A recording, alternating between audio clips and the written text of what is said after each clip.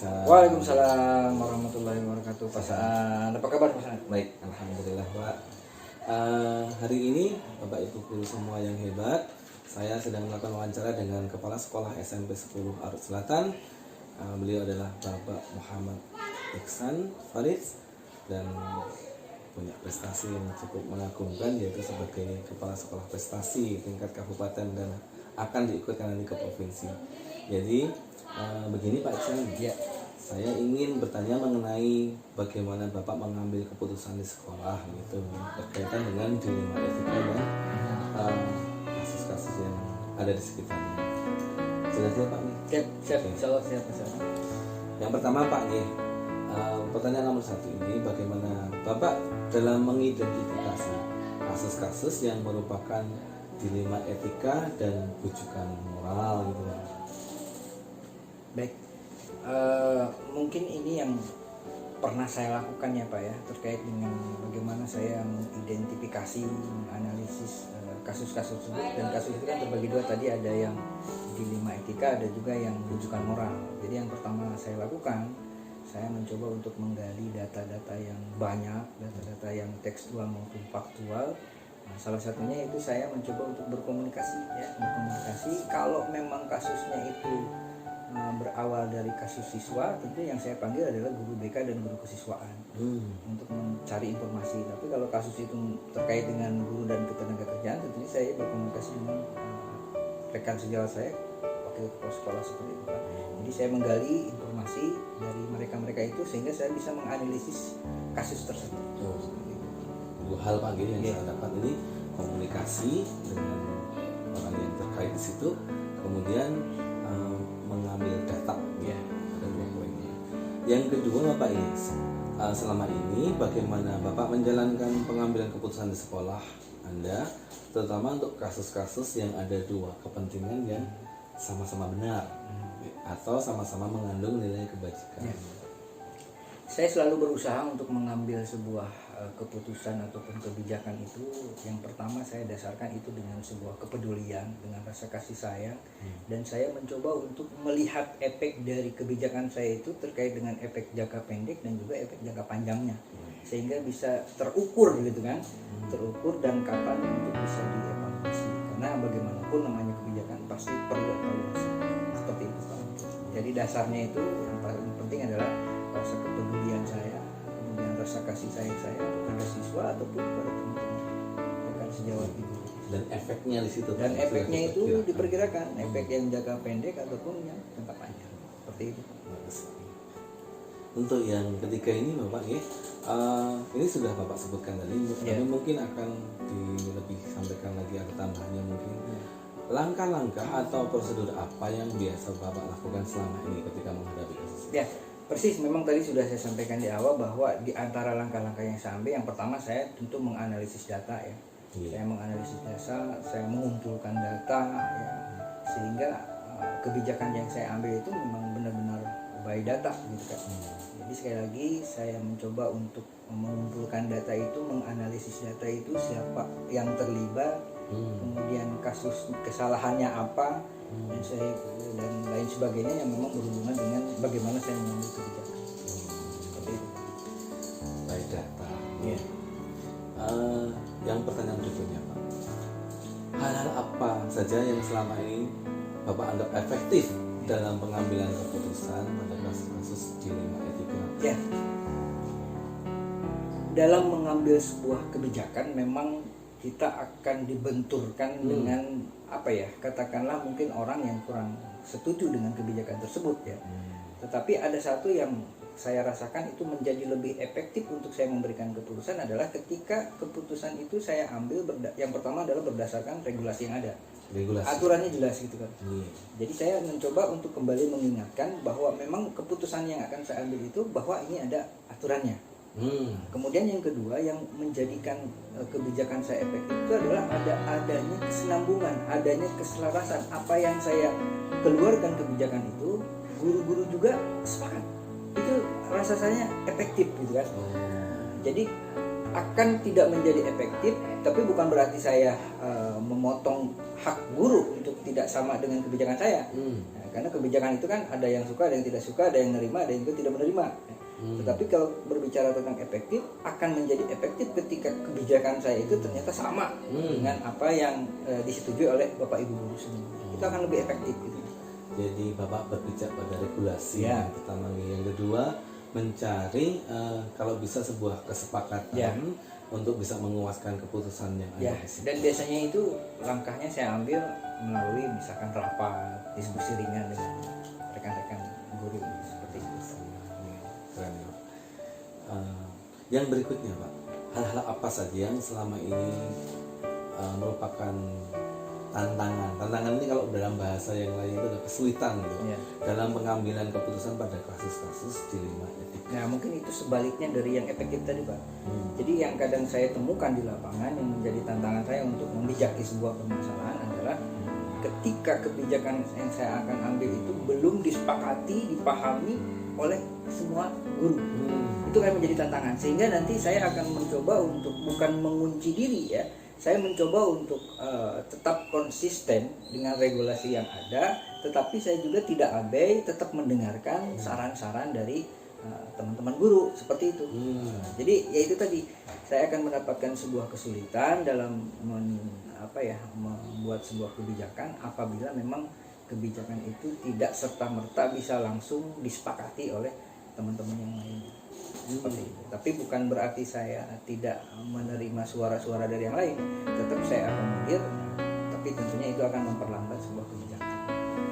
Menarik ini Pak. Begini Pak, jadi saya berharap misalnya untuk lebih jelas gitu, misalnya Bapak bisa memberikan satu contoh kasus supaya kita nggak ngambang di sebuah teori gitu ya Pak.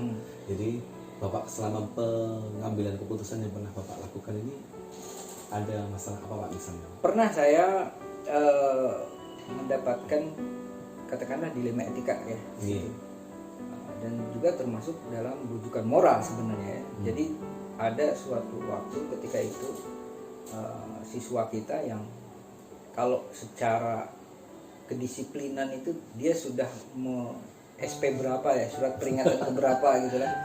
Jadi dia itu sudah layak untuk dipertimbangkan dikeluarkan dari sekolah. Itu menurut peraturan. Tapi di sisi lain, karena dasarnya tadi saya adalah rasa sayang, kepedulian, saya mencoba untuk berdiskusi dengan Bapak Ibu guru agar keputusan yang memang sudah klimaks itu untuk mengeluarkan siswa itu dipending dulu. Dipending dulu, tapi dalam arti bukan berhenti begitu saja, dipending begitu saja, tapi ada ikhtiar dari kita. Termasuk khususnya dari saya waktu itu ikhtiar untuk mencoba mencari celah agar siswa itu sebelum dikeluarkan, tapi dia mendapatkan pembinaan terlebih dahulu sehingga tidak terjadi tuh kebijakan untuk mengeluarkan itu. Nah itu tentunya kan sebuah dilema buat saya. Dilema, satu sisi memang aturannya kalau dia tidak dikeluarkan akan mempengaruhi yang lain. Satu sisi guru-guru misalkan sudah menginginkan anak itu keluar. Tapi dengan pendekatan yang luar biasa ya antara guru dengan saya juga dengan orang tua tentunya dengan siswa, ya alhamdulillah itu bisa meminimalisir kebijakan yang sampai mengeluarkan anak gitu kan. Meskipun ada beberapa yang memang tetap dilakukan karena memang itu sudah proses usaha dulu lah seperti itu. Itu salah satunya Pak. Berarti Bapak tetap bermain data di situ. Tentang kehadiran mungkin Pak ya. Kehadiran atau mungkin pelanggaran yang ya. dilakukan, datang berkomunikasi dengan guru-guru, wali kelas, guru BK dan yang lainnya tentang itu. Betul. Lalu membuat sebuah kesepakatan untuk ya. ambil gitu nih. Baik Pak, untuk yang pertanyaan berikutnya ini, apakah Anda memiliki sebuah tata kelola Pak atau jadwal tertentu ketika menyelesaikan sebuah kasus dilema etika? Apakah Anda langsung menyelesaikan di tempat ataukah ada sebuah jadwal khusus Pak, baik bentuk maupun prosedur apa yang Anda jalankan? Saya mencoba untuk pertama itu memisahkan dulu. Kalau yang memang kasus dilema etikanya itu ringan, saya upayakan selesaikan hari itu juga. Sendiri? Ya, dengan teman-teman tentunya komunikasi gitu kan. Tapi ya dalam arti cepat gitu loh. Kalau itu kasus dilema etika yang ringan, jadi saya komunikasi dengan guru-guru selesaikan hari itu juga. Karena ya takut mempengaruhi kepada yang lain gitu kan. Tetapi kalau saya pernah juga menemukan kasus yang dilema etikanya itu memang agak lumayan berat. Nah, tentu kita pun harus ada proses tuh Pak, proses komunikasinya yang agak panjang dan sebagainya supaya tidak terjadi keputusan yang bukan memutuskan sebuah masalah, bukan menghadirkan solusi ya, tetapi justru menambah permasalahan lain. Nah, jadi ya itu intinya kalau ada dilema etika yang memang kasusnya ringan, kami eksekusi saat itu juga. Tetapi kalau yang memang agak berat, bukan berarti terjadwal, tetapi kami membuat sebuah regulasi dulu, proses dulu, supaya ya itu tadi solusi itu harapannya adalah untuk supaya permasalahan itu selesai, bukan malah menghadirkan masalah baru. Untuk prosedurnya ada tambahan lagi nggak Pak? Adakah prosedur khusus SOP? Kita coba untuk berkomunikasi tidak hanya internal dengan guru, tetapi kita kan punya stakeholder lain tuh. Ada misalkan komite. Kita bisa berkomunikasi dengan mereka. Kita bangun komunikasi dengan komite, khususnya dengan orang tua yang memang anaknya itu bermasalah. Seperti itu. Membangun komunikasi. Ya, membangun tetap komunikasi. konsisten Pak. Konsisten. Data komunikasi. Ya, seperti itu. Siap. Kemudian untuk yang berikutnya Pak, adakah seseorang atau faktor-faktor apa yang selama ini mempermudah atau membantu Bapak dalam pengambilan keputusan dalam kasus? Ada, ya. Misalnya Pak. Itu jelas ada. Yang jelas sampean ini ya, saya sangat senang mendapatkan rekan kerja yang sedang berproses di dalam program CGP. Karena apa? Karena calon guru penggerak itu yang saya ketahui bahwa dia sedang mempelajari materi-materi, salah satunya adalah tentang kepemimpinan. Salah satu yang ditanyakan Pak Saad kepada saya itu adalah sedang diproses, sedang diambil ilmunya oleh calon guru penggerak. Jadi kehadiran calon guru penggerak di sekolah saya itu membuat salah satu, kalau secara personal ya, itu daya dukung buat saya. Karena saya sering berkomunikasi kan dengan terkait dengan hal-hal seperti ini. Jadi itu kalau bertanya tentang secara personal siapa yang menjadi dukungan buat saya, salah satunya adalah calon guru penggerak. Seperti itu. Guru-guru yang bergerak. Guru-guru yang mau belajar ya, efektif, mau tetap berusaha, berjalan sesuai dengan regulasi yang baik. Untuk yang terakhir ini Pak Nge, dari semua hal yang telah disampaikan ini Pak Nge, pembelajaran apa yang Bapak petik dari pengalaman yang Bapak lakukan ketika mengambil sebuah keputusan? Pesan terakhir saya apa kesan? Ya, jadi menurut saya ya, dari rangkuman dari semua pertanyaan dari awal sampai tadi itu yang memang lebih besar yang pernah saya rasakan. Jadi keputusannya, kesimpulannya adalah ketika kita mengambil sebuah keputusan yang pertama atas dasar cinta kasih sayang, kepedulian, kemudian kita juga by data, kemudian kita tetap membangun komunikasi. Saya teringat kepada tuntunan daripada Ki Hajar Dewantara bahwa ketika itu semua dilakukan maka kebahagiaan akan diraih oleh siswa setinggi-tingginya. Kebahagiaan akan diraih oleh siswa setinggi-tinggi. Kalau kita lihat dengan sekarang kan bahasanya siswa merdeka belajar. Ya itu mungkin kan sinonimnya itulah. Jadi antara siswa mendapatkan kebahagiaan setinggi-tingginya, sekarang sudah ada yang namanya siswa merdeka belajar. Jadi harapannya ketika pengambilan keputusan yang saya lakukan itu secara membangun komunikasi dengan baik, sesuai dengan aturan yang ada, berdasarkan kasih sayang, harapannya itu tadi siswa mendapatkan kebahagiaan setinggi-tingginya. Keren sekali nih. Harapannya seperti itu. Berarti Bapak berorientasi pada tujuan akhir dari sebuah keputusan ini, bahwa intinya adalah untuk berpihak kepada siswa. Sekolah ini harus keren Pak. Pak, mungkin itu Pak ya, saya banyak belajar dari Bapak ya, bahwa dalam sebuah pengambilan, kalau saya simpulkan sendiri Pak ya, kita perlu menjalin sebuah komunikasi yang baik di situ. Kemudian tetap berjalan di sebuah namanya regulasi. Kalau bisa mengarah kepada kesepakatan bersama dari teman-teman tadi itu dalam merangkai sebuah keputusan. Dan endingnya adalah keputusan itu harus dilihat ujungnya itu pada siapa. Bapak tadi mengemukakan bahwa ujungnya harus berakhir kepada siswa dan didasari dengan kasih sayang supaya semuanya bahagia. Gitu Pak. Baik Bapak, terima kasih atas waktu yang diberikan kepada saya. Salam sehat Pak, salam bahagia. Semoga Bapak nanti tetap terus berkarya yang baik, mewujudkan cita-cita Bapak dan juga sekolah kita ini. Sehat-sehat selalu. Terima kasih Pak, sukses selalu. Terima kasih. Baiklah Bapak Ibu semuanya, ini tadi akhir dari wawancara saya dengan Bapak Iksan Muhammad Iksan Farid, Kepala SMP 10 Arus Selatan yang merupakan guru prestasi di Kota Waringin Barat. Demikian, Assalamualaikum warahmatullahi wabarakatuh.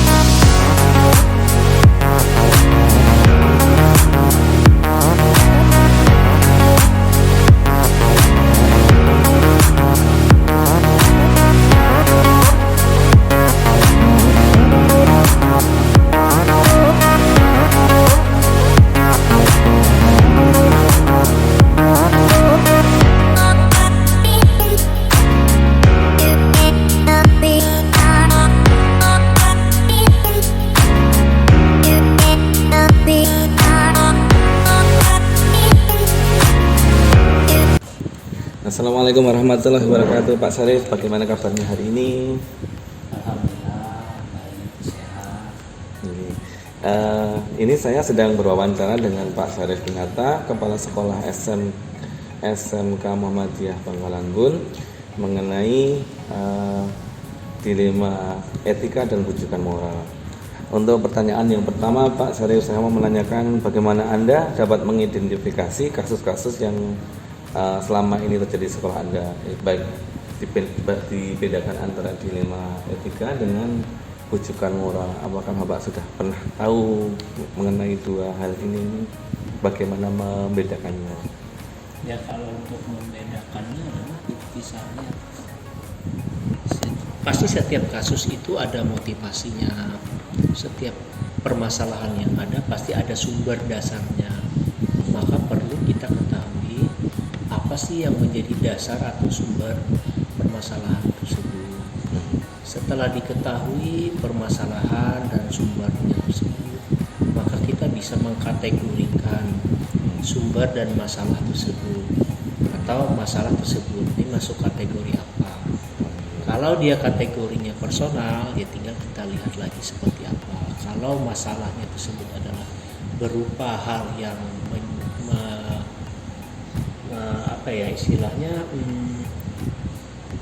tercakup dalam sebuah organisasi, maka perlu juga kita lihat seperti apa permasalahan tersebut, bisa kita cari jalan keluarnya. Seperti itu. Menyangkut personal, Bang, dan satunya yang menyangkut institusi. Gitu Ya.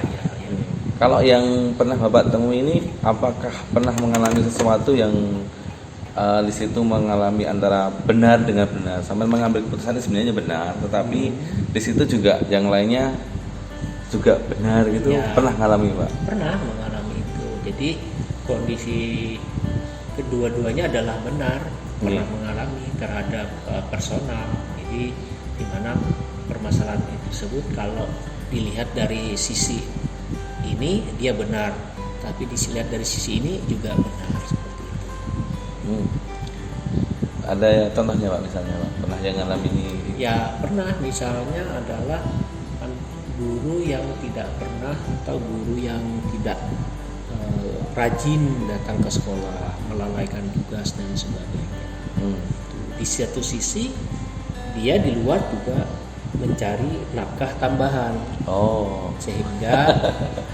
sehingga dia merasa kelelahan dan akhirnya itu menjadi alasan dia untuk tidak melaksanakan tugas di sekolah. Pernah mengalami itu, Pak, ya? Jadi dua hal yang benar itu. Dari posisi satu dia bekerja untuk menafkahi, nambah penghasilan, yang satunya dia keteteran di sini juga, jadi nggak maksimum. Iya. Jadi bagaimana itu, Pak? Itu termasuk kalau di yang saya pelajari hari ini itu adalah mengenai dilema etika, mengenai benar dan salah. Ya. Kalau rujukan moral itu kan ada yang salah, satunya itu sudah salah gitu, nggak bisa lagi kita benarkan sebenarnya. Nah, biasanya, Pak, kalau menghadapi masalah seperti itu, prosedur yang dilakukan Bapak itu seperti apa dalam membuat sebuah keputusan. Ya, yang kita cari tahu adalah apa yang melatar belakangi, apa motivasinya sehingga problem itu muncul. Jadi setiap orang tidak mungkin tidak ada alasan, pasti ada alasan. Nah, alasan itulah nanti kita kaji ini kira-kira alasannya masuk di kategori mana. Apakah ini layak atau pantas atau normal atau wajar dilakukan seseorang atau tidak dan sebagainya. Bapak mengadakan pemanggilan? Ya, saya biasanya memanggil, mengajak ngobrol, kemudian mencari tahu kenapa seperti ini, apa yang menyebabkan dia melakukan itu, motivasi apa, alasan yang paling kuat dia melakukan itu kenapa dan sebagainya. Seperti itu biasanya saya. Dari data yang lain bisa misalnya Pak, pernah sampai meminta tolong orang lain untuk mengklarifikasi benar apa enggaknya gitu, bisa nggak? Kalau mengklarifikasi tidak ya, tapi saya juga mendengarkan pendapat orang lain. Tapi maksud saya pendapat itu misalnya kayak contoh kasus kayak tadi, dia misalnya tidak masuk, kemudian saya tanya kepada yang bersangkutan kenapa kemarin nggak masuk, gitu kan. Nah biasanya dia menjawab waktu itu adalah saya masuk kok Pak, tapi saya langsung ke sini gitu. Nah untuk membuktikan dia menceritakan atau alasan tersebut, saya coba tanya ke kawan-kawan yang lain, apakah kemarin Anda melihat ini karena ini. Nah akhirnya saya dapat cerita ini. Oh iya Pak, memang ada tapi langsung hilang dan sebagainya. Jadi istilahnya bukan berarti orang lain itu mengkonfirmasi, tidak, tapi saya lebih yang bertanya, mencari tahu. Jadi tidak karena pendapat orang lain, tidak karena pandangan orang lain, tapi saya mengkonfirmasi kembali benarkah seseorang ini atau pihak ini atau personal ini seperti ini kemarin. Seperti itu. Jadi saya mencari tahu seperti itu. Baik data gitu Pak ya. Ya, kadang saya juga bertanya misalnya karena ini kaitannya dengan guru ya, saya tanya ke kelas. Kemarin siapa bapak ini atau ibu ini ngajar nggak? Oh sampai ke siswa nggak? Ya, hanya ke rekan seperti ke siswa. Ternyata informasinya yaitu tadi kita nggak ada Pak. Berarti orang ini benar datang ke sekolah tapi nggak masuk kelas. Gitu. Nah ini kan terkonfirmasi dan rekannya tadi, iya Pak saya ketemu di sini tapi habis itu langsung. Nah kan terkonfirmasi, saya pernah punya problem itu. Jadi seperti itu. Jadi bukan berarti orang lain yang mengasih pendapat terhadap orang ini, enggak, tapi saya justru lebih banyak mengkonfirmasi apakah benar alasan orang itu kemarin seperti ini memang adanya seperti itu. Oke Pak. Ini sekaligus mungkin bisa menjawab yang ke pertanyaan berikutnya Pak, tapi kalau mau ditambahi silahkan. Jadi ada pertanyaan mengenai hal-hal apa yang Anda anggap efektif dalam pengambilan keputusan dalam kasus dilema etika. Ini tadi saya dengarkan dari penjelasan Bapak, berarti saya menyimpulkan ini benar apa salah ya Pak ya, bahwa untuk memutuskan sebuah permasalahan yang pertama kita perlu mencari tahu, kemudian by data kita gali informasi. Ada yang mungkin lainnya tambahan Pak untuk itu kah atau itu? Oh iya, jadi kalau kita bicara tentang bagaimana keputusan itu dibuat ya, nah kita lihat dulu kepentingan keputusan ini. Kepentingan keputusan ini hanya untuk satu orang atau untuk semua orang. Kemudian dampak dari keputusan ini hanya untuk melindungi atau yang lain. Jadi kita akan lihat seperti itu. Nah dalam kasus ini yang saya lihat kan yang rugi adalah anak-anak. Ya anak. Kalau guru nggak merasa rugi, apa yang ya mungkin guru akan merasa rugi kalau guru lain punya hubungan dan guru tersebut yang saling kebutuhan pekerjaan gitu kan, sinkronisasi pekerjaan. Saya mungkin pasti terganggu juga guru tersebut yang berhubungan dengan beliau. Tapi yang paling rugi adalah anak-anak, karena yang paling besar kan anak-anak yang tidak terdampak kan anak-anak, akhirnya kelas jadi kosong, tidak pernah diajari dan seperti itu kan. Jadi keputusannya akan selalu mana yang kita utamakan, siapa yang menjadi orang yang merasakan dampak dari keputusan ini, seperti itu. Bagus sekali Pak. nggak terpikir dari situ. Oke ya. Akhirnya keputusan itu harus mengarah untuk apa sih endingnya gitu ya. Ya, betul. Kalau dalam dunia nyata memang ternyata memang bener lah Bapak sudah melakukan itu. Saya kemarin baru sebatas teori ini, sebuah keputusan harus berakhir pada siswa. Ya. Kemudian itu kan berpihak pada siswa. Maksudnya itu apa? Tapi dengan begitu Bapak memberikan penjelasan pada saya. Oh gitu. Ya. Jadi kita lihat memang kalau dilihat dari sisi lainnya, ketika keputusan itu dibuat muncul namanya kasihan. Mungkin saya juga akan disebut apa ya istilahnya, mungkin ya bagi yang tidak mungkin tidak mengetahui masalah kok seperti itu Kok keputusannya dibiarkan, iya. kasihan kan. Tapi kan kita lihat di sisi lain, ini yang dikorbankan anak loh. Artinya anak-anak ini kan yang punya hak untuk menerima. Sedangkan guru-guru lain kan lebih ya terganggu pasti, tapi bisa kan gitu loh, misalnya menggantikan dengan orang lain, tapi anak-anak siapa yang menggantikan dia di kelas gitu sih kalau saya secara istilahnya ketika jabatan itu diberi ya seperti itu cara berpikir saya lihat dulu dampak ini kalau keputusan sudah saya buat siapa yang paling merasakan dampaknya. Ya, itu tips bagus sekali Pak. Oke, yang berikutnya ini Pak, Anda mengenai pernahkah Bapak mengalami sebuah tantangan dalam pengambilan keputusan? Nah ini apa saja sih yang merupakan tantangan pengambilan keputusan pada kasus-kasus dilema etika ini yang benar melawan benar itu? Ya itu tadi kita akan selalu dihadapkan, apalagi kalau sudah sama-sama kiri benar kanan benar, kita pasti akan dihadapi bagaimana kita mengambil keputusan.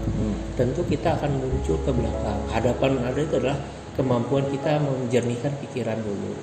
Kemudian kita lihat ke belakang. Keputusan yang kita buat ini harus berdasarkan apa? Regulasikah? Kemudian lebih kepada norma-norma dan sebagainya itu dulu. Tapi regulasi, kalau regulasinya sudah salah ya berarti kita harus juga lihat, karena tidak hanya berdasarkan regulasi, harus kita lihat dari tidak langsung ya, artinya saklek itu nggak bisa juga. Saklek itu nggak bisa juga karena pasti ada misalnya contoh sederhana saja, misalnya ada guru izin 3 hari gitu ya, kita sudah kasih izin 3 hari, ternyata hari keempatnya dia tidak izin, tapi kan kita tidak selama izinnya adalah hal misalnya adalah ya karena sakit ya, kita namanya sakit ya kita tidak bisa apa-apa ya seperti itu. Nah, tapi kalau kita saklek bahwa izin tidak boleh lebih 3 hari ya sebenarnya guru tersebut sudah melanggar gitu kan. Iya. Antara norma Pak ya, antara norma dan regulasi. Kadang-kadang kita nuruti regulasi tetapi di lapangan susah Pak ya. Sebaliknya ketika kita ngikutin norma banget tetapi kita punya aturan yang harus ditunjukkan bersama. Ya. Pertanyaan berikutnya nih Pak ya.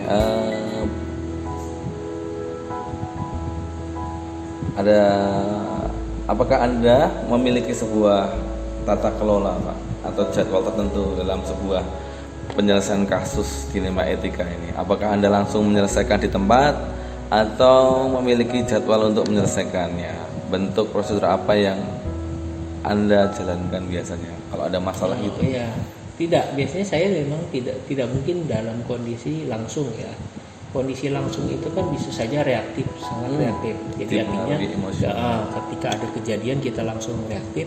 Kita lihat dulu apakah permasalahan itu memang harus segera kita tangani atau tidak. Kalau tidak, maka saya membutuhkan informasi-informasi yang mendukung dari pengambilan keputusan saya. Kalau sifatnya reaktif atau responsif, mungkin pada saat itu memang harus diperlukan responsif. Tapi kalau masalahnya tidak perlu responsif saat itu juga, maka perlu menjernihkan pikiran, memberikan ruang untuk saya berpikir lebih banyak. Mana pilihan-pilihan yang saya ambil, apa yang sepatutnya saya ambil. Karena kan di posisi saya juga sebagai seorang manusia, tapi di posisi lain saya punya tanggung jawab. Nah, ini karena saya bertanggung jawab karena tugas atau karena saya sebagai seorang sesama manusia.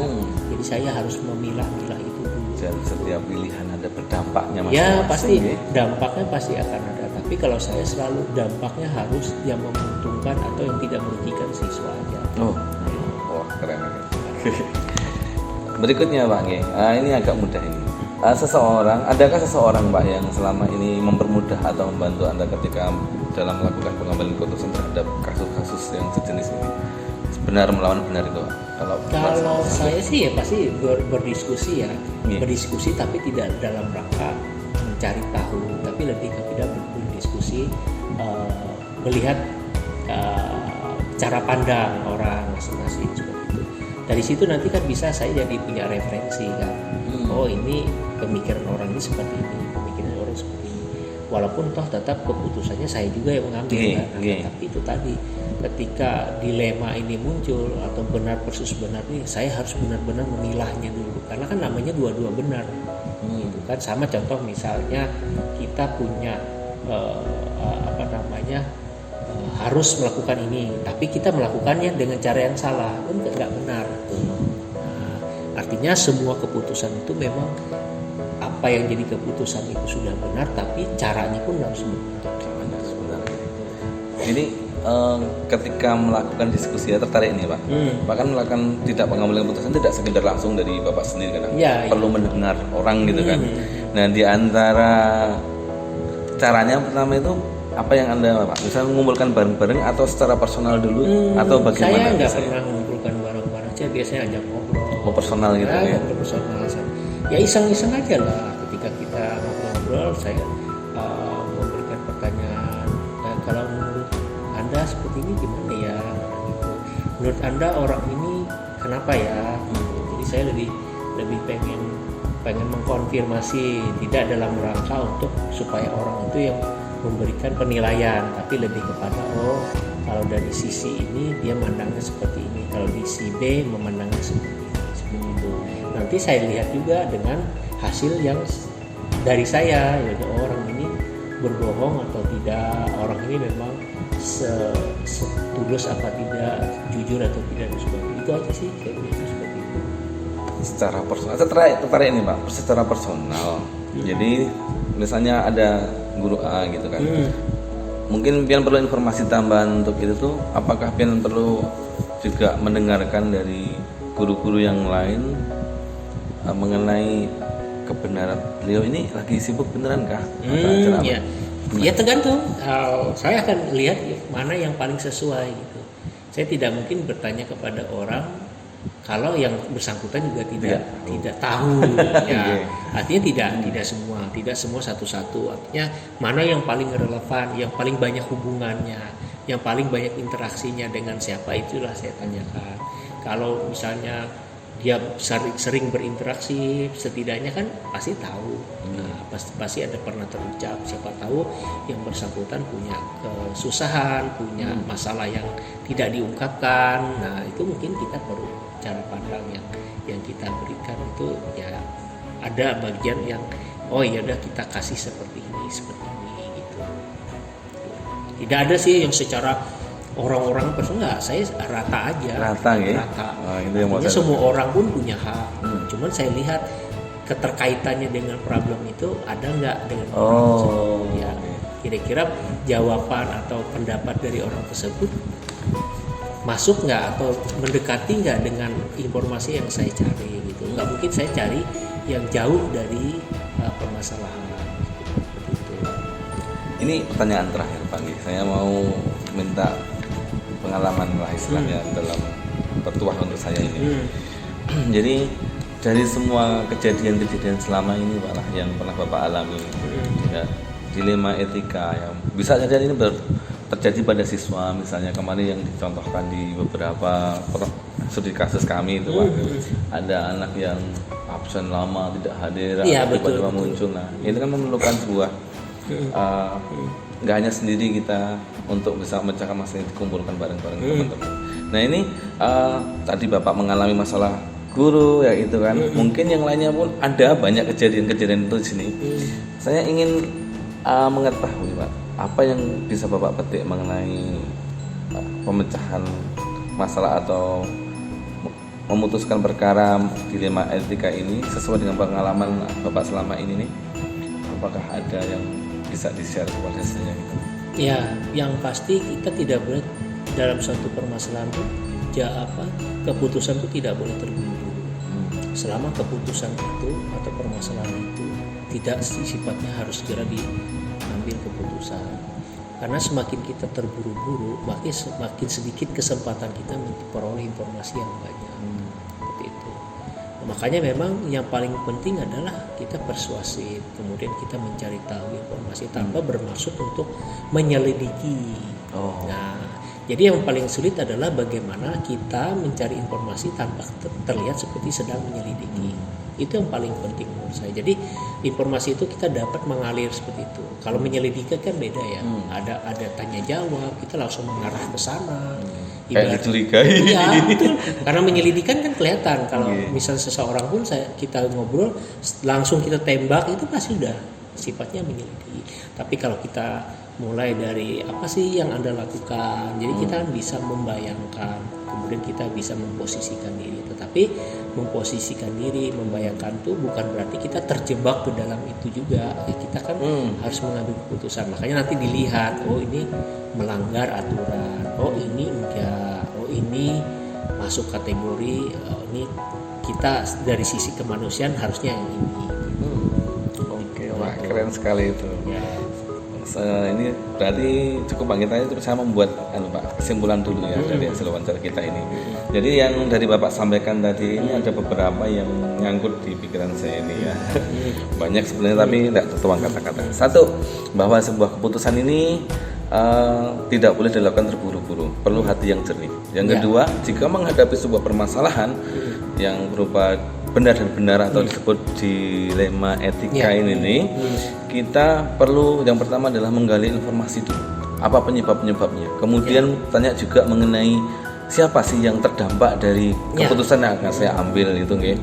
Terus tadi Bapak membuat sebuah langkah solusi bahwa kita kalau membuat keputusan ini jangan secara frontal, tetapi kalaupun menanya juga secara bertanya. Bertanya ini sesuatu yang sangat baik daripada langsung menjudge orang itu atau menilai gitu, ya. Supaya orang itu tidak merasa dipojokkan gitu, ya. Jadi Bapak mengambil sebuah langkah yang namanya kemarin itu dengan nama care, ya, and care based thinking gitu ya.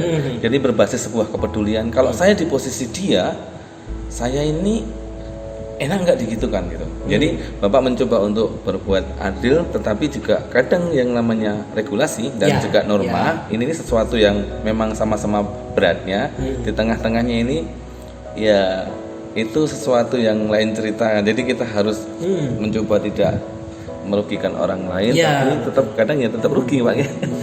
Nah itu Pak. Ada tambahan Pak? Enggak ya? Ya yang pasti memang yang paling sulit adalah ketika kita mengalami dilema etika. Makanya kalau kita lihat dilema etika itu yang paling penting itu adalah dampak dulu. Dampak ini yang paling penting. Nah, dampak ini misalnya tadi kalau keputusan ini diambil, siapa yang paling diuntungkan, siapa yang paling dirugikan. Gitu. Kemudian dampaknya ini seperti apa? Dampaknya sifatnya apa ya istilahnya? Kalau moral ketemunya adalah bagaimana penilaian sesama manusia. Kalau dampaknya misalnya hukum, itu kan berat. Nah, kan berarti ada hubungan dengan karir, kita melanggar hukum dan sebagainya. Contoh sederhananya aja lah, kita punya anggaran.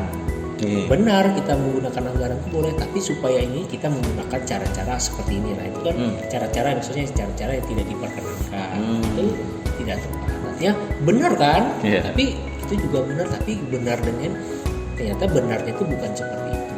Benar sama-sama benar, tapi kan benarnya juga tidak ada melalui proses yang benar. Baik Pak Sarif, terima kasih atas ilmunya. Saya sudah banyak mendengar pengalaman. Wah, kalau dikatakan banyak ini bisa berlembar-lembar. Tetapi, terima kasih beneran ini Pak. Terima kasih atas ilmu yang disampaikan. Sama-sama. Semoga Bapak sehat selalu. Sampai berjumpa di pertemuan berikutnya. Mari Pak. Assalamualaikum warahmatullahi wabarakatuh. Waalaikumsalam.